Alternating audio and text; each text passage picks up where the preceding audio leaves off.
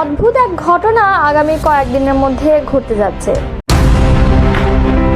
ডাকসুর পূর্ণাঙ্গ প্যানেল ঘোষণা ছাত্রদলের। দুদু বলেছেন, ভারত হাসিনা এবং আওয়ামী লীগ ছাড়া বাংলাদেশকে বন্ধু মনে করে না। জুলাই হত্যাকাণ্ডের মামলায় সেই পুলিশ সদস্যের জামিন স্থগিত। এই ছিল আজকের শিরোনাম, এবারে বিস্তারিত।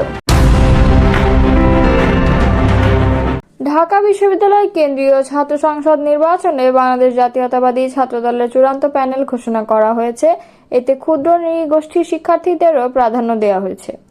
বুধবার দুপুরে ঢাবির অপরাজেয় বাংলার পাদদেশে এই প্যানেল ঘোষণা করেন সংগঠনটির কেন্দ্রীয় সভাপতি রাকিবুল ইসলাম রাকিব।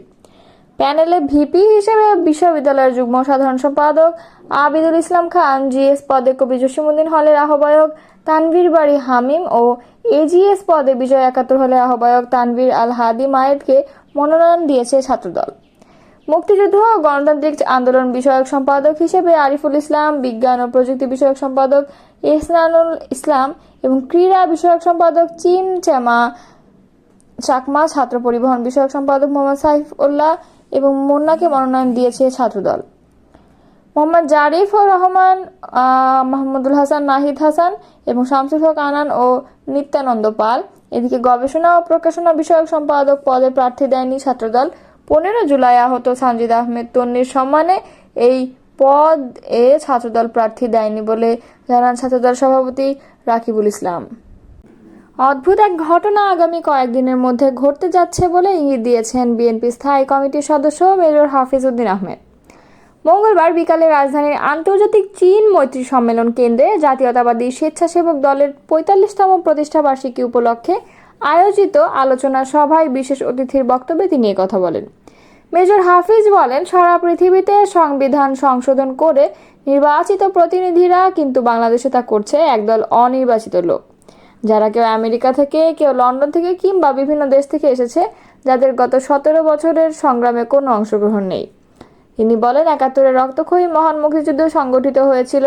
সেই যুদ্ধ শুরু করেছিলেন আমাদের নেতা মেজর জিয়াউর রহমান।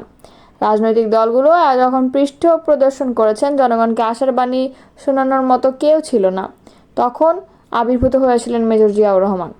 তারুণ্যের শক্তি প্রসঙ্গে তিনি আরও বলেন, বিশ্ববাসী মাথা পিছু আয় দেখিয়ে আমাদের দরিদ্র দেশের কাতারে ফেলতে চায়, কিন্তু ইউরোপ আমেরিকার বহু পরাশক্তি, যাদের রিজার্ভে বহু ডলার থাকে, বাংলাদেশে তার চেয়ে অনেক ধনী, কারণ বাংলাদেশে আবু সাইদের মতো সন্তান জন্মগ্রহণ করে। বিএনপির এই নেতা বলেন, নিরস্ত্র হয়ে গণতন্ত্র প্রতিষ্ঠার জন্য বুলেটের সামনে বুক পেতে দিতে পারে, এরকম উদাহরণ পৃথিবীতে বেশি নেই। বিশেষত এসব পরাশক্তি যারা বহু গর্বে গর্বিত, তাদের মধ্যে তা মোটেও নেই। সুতরাং আমাদের গর্ব করার মতো অনেক কিছু আছে। স্বেচ্ছাসেবক দলের সভাপতি এস.এম. জিলানীর সভাপতিত্বে অনুষ্ঠান সঞ্চালনা করেন সাধারণ সম্পাদক রাজীব হাসান। এছাড়া বিশেষ অতিথি হিসেবে বক্তব্য দেন বিএনপি স্থায়ী কমিটির সদস্য সেলিমা রহমান। জুলাই আন্দোলনে হাইকোর্টে জামিন হওয়া পুলিশ কর্মকর্তা সাজ্জাদ-উজ-জামানকে দেওয়া জামিন স্থগিত করেছেন চেম্বার আদালত। তাকে আত্মসমর্পণের নির্দেশ দেওয়া হয়েছে। আজ বুধবার সকালে রাষ্ট্রপক্ষের জামিন স্থগিতের আবেদনের পরিপ্রেক্ষিতে চেম্বার জজ মোহাম্মদ রেজাউল হক এ আদেশ দেন। এর আগে জুলাই আন্দোলনে যাত্রাবাড়ির ইমাম হাসান তাইম হত্যার ঘটনায় দায়ের করা একটি মামলায় পুলিশের এসআই সাজ্জাদ-উজ-জামানকে হাইকোর্টের একটি বেঞ্চ জামিন দেন। এ নিয়ে মঙ্গলবার শহীদ পরিবারের সদস্যদের সচিবালয়ের মূল ফটকের সামনে বিক্ষোভ এবং প্রতিবাদ করতে দেখা যায়। পরে বেশ কিছু দাবি তুলে ধরে কার্যক্রম স্থগিত করে তাদের দাবি, সদ্য জামিনপ্রাপ্ত যাত্রাবাড়ি থানার এসআই সাজ্জাদ-উজ-জামানকে অবিলম্বে গ্রেফতার করতে হবে। সেই সাথে বুধবারের মধ্যে 2 বিচারপতি বহিষ্কার এবং আইন উপদেষ্টাকে শোকজ করতে হবে। অন্যথায় আগামী রবিবার থেকে সচিবালয় বা রাষ্ট্রীয় অতিথি ভবন যমুনা ঘেরাও করে রাখার ঘোষণা দেওয়া হয়েছে। এই বিষয়ে গতকাল অন্তর্বর্তী সরকারের আইন উপদেষ্টা আসিফ নজরুল এক ফেসবুক পোস্টে বলেন, জুলাই হত্যাকাণ্ডের শহীদ পরিবারের করা একটি মামলায় হাইকোর্ট পুলিশ বাহিনীর একজন সদস্যকে জামিন দিয়েছে। এটি নিয়ে শহীদ পরিবারের সদস্যরা স্বাভাবিকভাবে ক্ষুব্ধ হয়েছেন, তবে এই জামিনের সঙ্গে আইন মন্ত্রণালয়ের কোনো সম্পর্ক নেই। বুড়িগঙ্গার তীর দখল করে ওঠা সাবেক বিদ্যুৎ, জ্বালানি ও খনিজ সম্পদ প্রতিমন্ত্রী নসরুল হামিদের বাংলো বাড়ি উচ্ছেদে অভিযান পরিচালনা করছে বাংলাদেশ অভ্যন্তরীণ নৌ পরিবহন কর্তৃপক্ষ। আজ বৃহস্পতিবার সকাল 11টার দিকে নারায়ণগঞ্জের ফতুল্লা লঞ্চঘাটের বিপরীতে কেরানীগঞ্জ অংশে এই অভিযান পরিচালনা করা হয়। এ সময় প্রায় 2 একর জায়গা দখল করে বাংলো বাড়ির সীমানা প্রাচীর ও ভেতরের ভবন ভেঙে ফেলা হয়। বিআইডব্লিউটিএ কর্মকর্তারা জানান, 2009 সালে জনস্বার্থে দায়ের করা এক রিটের আদেশে নদীর জায়গা দখল করে গড়ে ওঠা স্থাপনা উচ্ছেদের নির্দেশ দেন হাইকোর্ট। নির্দেশনা অনুযায়ী এই উচ্ছেদ অভিযান পরিচালনা করা হচ্ছে।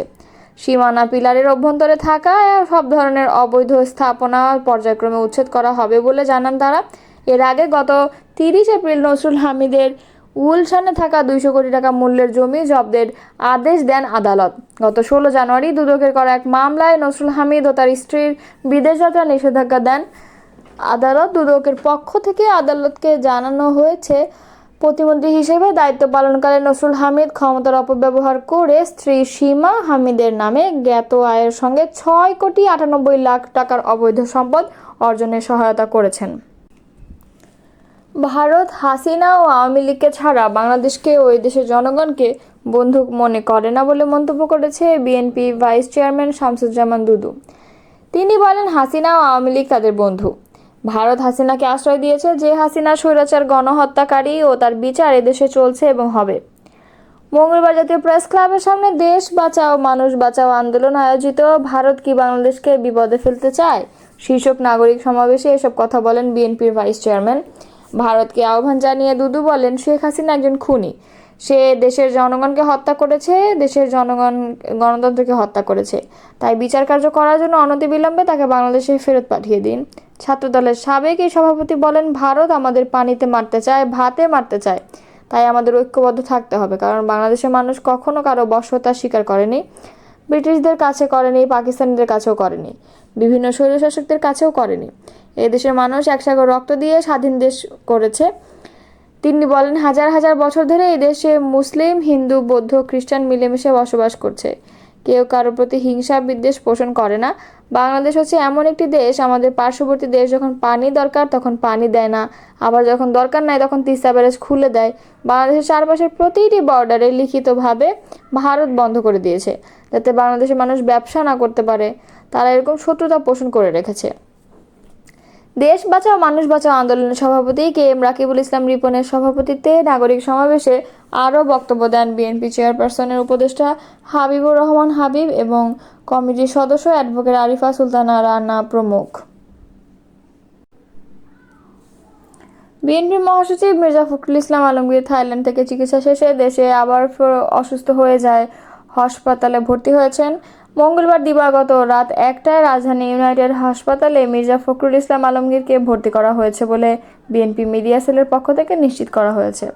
এ বিষয়ে বিএনপি মিডিয়া সেলের সদস্য সাইরুল কবির খান জানান, মঙ্গলবার সন্ধ্যায় হযরত শাহজালাল আন্তর্জাতিক বিমানবন্দরে পৌঁছান বিএনপি মহাসচিব মির্জা ফখরুল ইসলাম আলমগীর।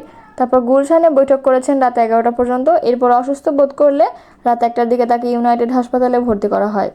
বিএনপি স্থায়ী কমিটির সদস্য অধ্যাপক ডক্টর AJM জাহিদ তাকে ইউনাইটেড হাসপাতালে নিয়ে যান। রাত 1টায় মির্জা ফখরুলকে অধ্যাপক ডক্টর NAM মোমেনুজ্জামানের তত্ত্বাবধানে ভর্তি করা হয় এবং পর্যবেক্ষণে রাখা হয়। রাত 2টা 20 মিনিটে ডক্টর জাহিদ জানিয়েছেন এখন ভালো আছেন তিনি।